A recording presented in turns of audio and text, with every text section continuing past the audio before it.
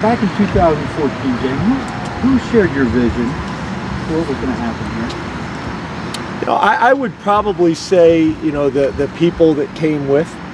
Obviously I didn't make this decision on my own. I made the decision kind of with my family, and I also made the decision with my extended family, the coaches. We had talked about coming to Penn State, as a staff. And then, I don't know if we've talked about this in the past or not, but Penn State was sending a plane, and I said, send another one, and 16 people and their families, not immediately, but afterwards, we got on those planes and never went back. So obviously there was some conversation ahead of time. You can't do that, but I knew we were going to need to get here with as late as it was in the process, especially when it comes to recruiting, and we were going to have to hit the ground, running. So I guess my point to you is, my head coaching style is I don't really do anything on my own. We make decisions as a group. I want input from the players, I want input from the staff, and then ultimately I got to make the best decision for everybody. But I think we all came here kind of with a vision, and the coaches that are still part of that group, that core group of guys that have been with us the whole time. I think that we all shared that vision probably together, and like always, I think the core vision hasn't changed. But there's been tweaks along the way. There's been adjustments along the way. There's been growth along the way. There's been a better institutional knowledge of Penn State. There's been a better community knowledge of Penn State. That you take all that information and then you kind of pour it all together from that point. What you knew coming in, what you learned once you got here, and then the core plan, I guess is what I would say. How far are you from the vision you had from getting to where you thought you need to be? I think we're headed in the right direction. I feel like we still have a lot to do, really, in a lot of different areas. I think we're probably in some areas probably a little bit further ahead than we thought, and I think in other areas we probably are lagging. But overall, I think if the average football fan out there, or the local diehard, or the local beat writer, I think most people would probably say we're probably ahead of schedule in what they would have initially thought. But I like where we're at. But I'm one of these guys. As soon as we kind of complete a task, I'm on to the next task, which rubs people the wrong way. Sometimes the staff rubs the administration wrong, because I just don't know if we have time to be kind of celebrating the victories. I'm kind of built to move on to the next thing, and I got to be reminded sometimes of that, to say thank you, let everybody know how much we appreciate it, but then also we got to get going, because I'm constantly thinking about the teams that we're competing with. They're not waiting for us. They're still progressing forward. So that's kind of how my mind works. I want everything fixed yesterday. I want everything with a real strong foundation and growing exponentially, and I'm never really kind of satisfied. That's kind of how I'm built. Where does that come from? Is it just psychosis? Is that how you describe it? I don't know. I've always been very driven. I've always been passionate. I think you guys have heard me say that before. It's a strength and also a weakness. I get that, but I'm not sure. I don't know if it's things that my mom instilled in me. I don't know if it's things that I kind of grew up seeing. I'm not really sure, but I've always been pretty driven. Even in sports, I wasn't always the most talented guy, but I was pretty driven. Became more driven in school. In college and in grad school. Needed to be more driven when I was younger in school, but I've always been fairly driven and motivated. Is it a challenge passing that on to your staff? I'm sorry. Is it a challenge passing that on to your staff or your players? Well, I don't know if you necessarily have to pass those things on to your staff or your players. I do think the team takes on a little bit of the identity as the head coach. I do think that happens, but I don't ever want our players or staff to try to be me just like I can't try to be Billy or Joe or whoever else. We all got to stay true to ourselves, and we got to lead that way. I think if you're not intentional with how you do things, and if you're not really true to who you are, people will see through that. So I just want Sean Spencer to be the best Sean Spencer. I want Trace McSorley to be the best Trace McSorley. And sometimes that's my job as the head coach with the players, is to point out areas of strength and to build on those. And sometimes it's areas that they can grow, so you try to do that delicately. But yeah, it's not like I necessarily need the players to take on that. That's my own demon. That's my own blessing and demon. Did you go put the tents up a couple days ago? There's been some bad weather.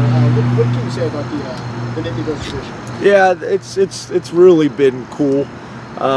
Something I'd never really experienced before coming here. I think we're going over. I think Fumi and the girls are going over tomorrow to deliver cupcakes. I think I'm going over after the radio show. We try to go over each night to let these guys know how much we appreciate them. Football is important here, and I think we understand our place at the university. It's about the university. It's about academics. It's about education. It's about it's about the law school. It's about all that stuff. So we understand we're pretty far down on that pecking order. But I do think football is important here, and I think it's important because of it's one of those things that brings a community together, and that's at the high school level, college level. I'm biased as a football coach. I believe that football brings communities to get together like nothing else. I see it when I go out to high school football games, which is one of my favorite things to do. You see all the cars parked down the side of the road, people walk into the game, and there's no Catholic or Jewish on Friday or Saturday nights. There's no black or white. There's that team, those teams' colors, and that community, and that's special. I think that's something that's very unique to our country. I understand kind of where we're at, on this campus, and we'll never be more than that. But I also understand the importance of our program, what it does for the community, and what it does, for the university as well. I don't study these things, but I'd be interested to know, what does it do for a university to be on primetime television and being able to show all the wonderful things that our campus has to offer? What does it mean for a university when College Game Day and ESPN comes and showcases our university? It's pretty cool, and I don't know if you can put a price on that, but there's obviously tremendous value in it, and we understand our role in it. James, you got a lot of young guys who are going to play Saturday night. Some, it'll be their last Whiteout. Trace being one of those guys. Have you thought about that at all this week? And then with Trace in particular, what stands out about him in the big games and the Whiteouts and the festivals and those games? I think from the young guy perspective, we've had a lot of them, in the stadium at Whiteouts before. A lot of them were in the stands as recruits. The vets, we've had some success. You look at our last couple Whiteouts, we've been pretty successful. We've been able to feed off of the crowd. We've been able to elevate our game and take it to the next level. Trace is a guy that's been great in big games. One of the things I put up in the team meeting today is, I think there's tremendous value in that this team's been tested and had to deal with adversity. I mean, you think about how many games all the way back to Central Florida, how many games this team has won in the fourth quarter or won in overtime. I mean, you could name game after game, Minnesota, Iowa. I mean, you can go on and on and on. App State, and there's value in that. There's tremendous value in having to overcome adversity. You grow from that exponentially. I believe that. And then obviously when you got a guy like Trace McSorley that's been kind of the leader in a lot of those games and a lot of those wins, it helps. It's a lot of confidence when that guy goes on the field leading your unit. And not just for our offense. He impacts our whole team, offense, defense, and special teams. So I think we're excited about the opportunity. We got a tremendous challenge against maybe what I'd make the argument maybe the most talented roster in college football. We got a tremendous challenge, and we're going to have to play well, but I like our team, and I like our chances. Time for 2 more. The trust relationship between you and new assistants.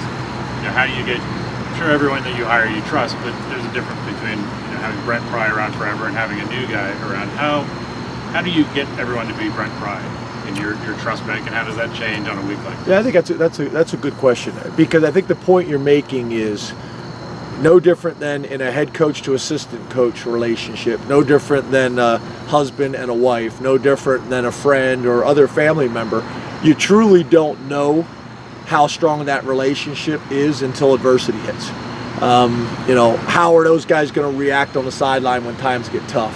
How are those guys going to react in the office when times get tough, or out at practice, or so on and so forth? So, I think, that's where I think adversity is really important in building and growing relationships. So, Brent Pry, who I go way back with, obviously we've built that trust and that rapport over a number of years. I would say that most of the assistants that we hire, very few of them we hire without previous relationships. I mean, Tyler Bowen played for us, coached with us. There's a long relationship there. Tim Banks, there was a long existing relationship there. So I try not to go outside of that circle a whole lot, because I think you're taking on undue risk when you do that, because once again, you never truly know how that person's going to react until times get tough. So I'm going to try to hire people that I've already had those experiences with. Every once in a while, you're going to have to go outside the circle, but that's where you lean on other people that you trust, that care about you and care about Penn State, and are going to tell you the truth. Because we've all been in a position where you're about to hire someone and they get an unbelievable recommendation. Why? Because the last place is trying to get rid of them. So, the recommendation is only valuable if it's coming from someone that cares about you and your family and your program and the institution. They're the most valuable recommendations. The rest of them, they don't really matter to me a whole lot. I'm not a big believer in references or resumes, because why am I going to call Ben? Why am I going to call who you tell me to call? Like, if your mom is your reference, I know what she's going to say about you. Just like I saw, is she on Twitter? Yeah, that was her. That was her. Yeah, or the glasses. Yeah. It's awesome. I had nothing to do with that. Yeah, no, I loved it. I saw it. I responded, but then, Chris, we're having a conversation here. I responded, but then I didn't get anything back. I'm sure she was a little shook. Yeah, it's awesome. James, have you adjusted your outlook or approach towards the redshirt rule now that you're through 4 games? No, I wouldn't say adjust. I'd say we kind of had a model that we were going in, to the season with, and how we were going to handle some things. But like I mentioned to you guys before, that was going to evolve based on how a guy played. If a guy played really well and warranted more reps, then we would adjust. If a guy showed that he maybe wasn't ready to green light from that point on, then we would keep the plan as it's been. And for the most part, I think it's pretty much stayed like that, where we're thinking 4 games. But again, based on injuries and other things, that could change. That could change. So I wouldn't necessarily say that it's, the model has changed, but each situation will be handled based on how they play and then how we do as well. How we do as well in terms of staying healthy. Thank you, Coach. I'm going to address it. Obviously everybody has heard about the incident that we had with a young man in our program. I appreciate everybody sticking to football, but I do want to address it so Chris doesn't have to later. We're aware of it, obviously. We are obviously very, very disappointed, and it will be handled. And it will be handled and taken care of like we've handled every discipline issue in our program since we've been here. So we won't have any more comments on it, but it's obviously we take the reputation of the university and the reputation of our program very seriously, and we'll deal with this in the same manner. So thank you. Thanks, Coach.